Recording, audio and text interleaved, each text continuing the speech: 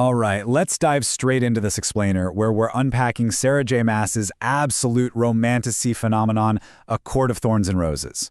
We're going to uncover not just its sprawling, magical world, but the profound psychological depth that has completely captivated millions of readers.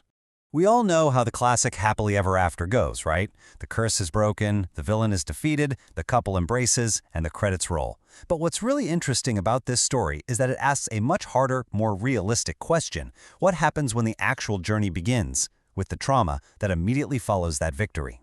Here is our roadmap for today. We're going to cover 1. Welcome to Prythian. 2. The Huntress and the Beast. 3. Fairy Tales and Curses. 4. Trials Under the Mountain. 5. Trauma and Healing. And finally 6. The ACOTAR phenomenon. Let's get right to it. Welcome to Prythian, Geography and Magic. So our story kicks off on a continent split right down the middle by this massive magical wall. This wall separates the mortal humans down in the south from the immortal fairies of Prythian up in the north. And this isn't just some regular border, It's a monument to a really brutal history. Fairies actually used to rule over humans as slaves until a massive war broke out, which eventually led to a treaty and the construction of this wall.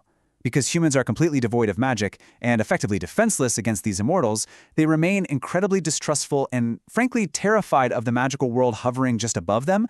Now, Prythian itself is meticulously organized and held together by ancient volatile magic that responds directly to the power of its rulers.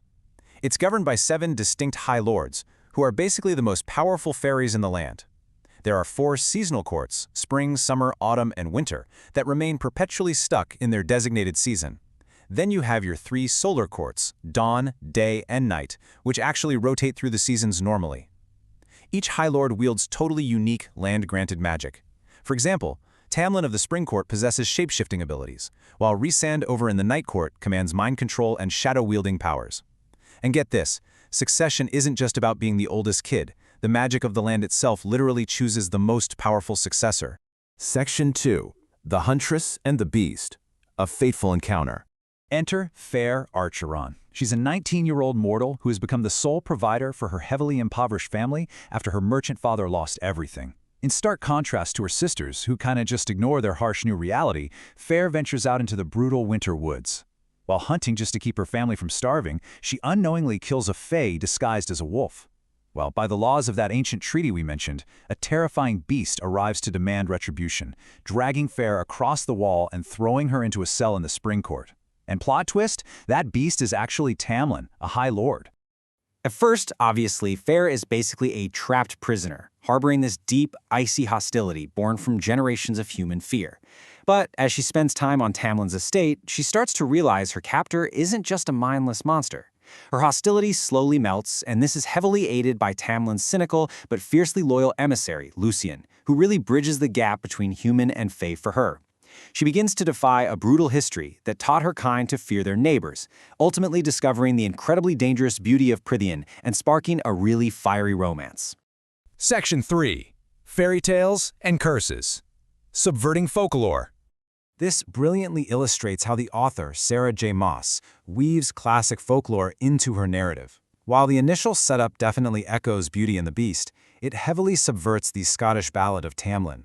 In the original folklore, a mortal woman named Janet has to brave supernatural challenges to rescue her lover from the Fairy Queen.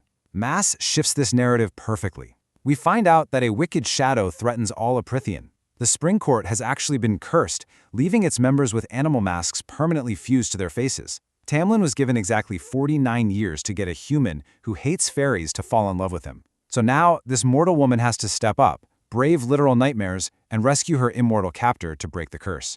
Section 4. Trials Under the Mountain. The Ultimate Test. To actually break this curse, Feyre literally has to descend into the dark heart of Prythian to face the wicked Amarantha. Amarantha, who was spurned by Tamlin centuries ago, has enslaved all of Prythian as revenge. To free them, Feyre is given an impossible riddle to solve. When she can't, she volunteers to endure 3 completely brutal trials. These trials strip her down physically and emotionally. We see classic fairy tale tropes twisted into straight-up torture, like a Cinderella-style task of having to sort lentils under deadly pressure. When she ends up facing a fatal infection, she's forced to make a desperate bargain with Rhysand, the High Lord of the Night Court, just to survive. The ultimate breaking point, though? Her final trial forces her to literally slay innocent fairies just to save Tamlin. As highlighted in academic journals analyzing the series, Feyre's victory comes at an immense psychological cost. She physically dies, but she's resurrected when all 7 High Lords step up and offer a kernel of their magic, transforming her into an immortal High Fae who now secretly harbors a drop of power from every single court. This sets up massive stakes for the rest of the series. Sure, she broke the curse and won the war, but that ultimate act of violence required to save Tamlin leaves her with profound, absolutely shattering survivor's guilt. She basically broke herself apart in the process. Section 5. Trauma and Healing. The Cost of Victory. So, back at the Spring Court, that whole fairy tale illusion completely shatters. Feyre is technically safe, but she is suffering from severe PTSD. Her trauma creates a complete, fundamental breakdown in communication between her and Tamlin. They are both grieving, but they are entirely unable to understand or support one another's pain. And this dynamic shifts the entire romance of the series. Tamlin's response to his own trauma is to become fiercely overprotective, effectively turning his love into a stifling, literal prison for Feyre. He completely ignores her emotional pain and her new reality as a High Fae. Now contrast that with Rhysand. When Feyre is at her absolute lowest, she honors her bargain with the Night Court, and we realize that Rhysand's desperate bargain under the mountain wasn't just some cruel trickery, it was a lifeline, hinting at a much deeper, fated connection between them that Tamlin entirely fails to see. Rhysand's approach is built on mutual respect. He challenges her, he empowers her autonomy, and crucially, they actually share their traumatic experiences with one another. Fleeing to the Night Court, Feyre finally finds something she never, ever had before: true freedom and a found family. She meets Rhysand's inner circle: Cassian, Mor, Israel, and Amren. For the first time in her life, Feyre experiences a dynamic that is based purely on choice rather than obligation or just sheer survival. What binds them together isn't just their magical power. They are a community of individuals who have all survived horrific pasts.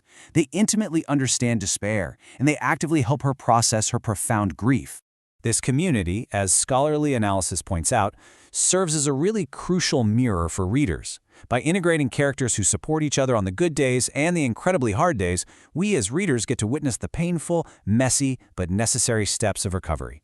It shows us that healing doesn't just happen in isolation, it requires empathy and shared vulnerability.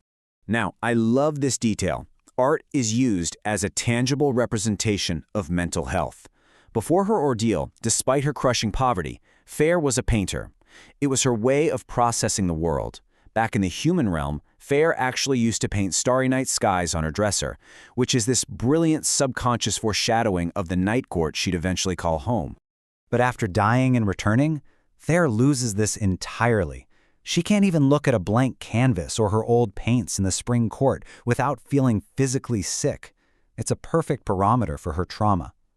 It isn't until she is in the Night Court, feeling genuinely safe, empowered, and supported by her new community, that she can finally pick up a brush again. Her ability to paint returns only when she truly begins to heal and can externalize her pain. Section 6. The ACOTAR Phenomenon, a therapeutic framework.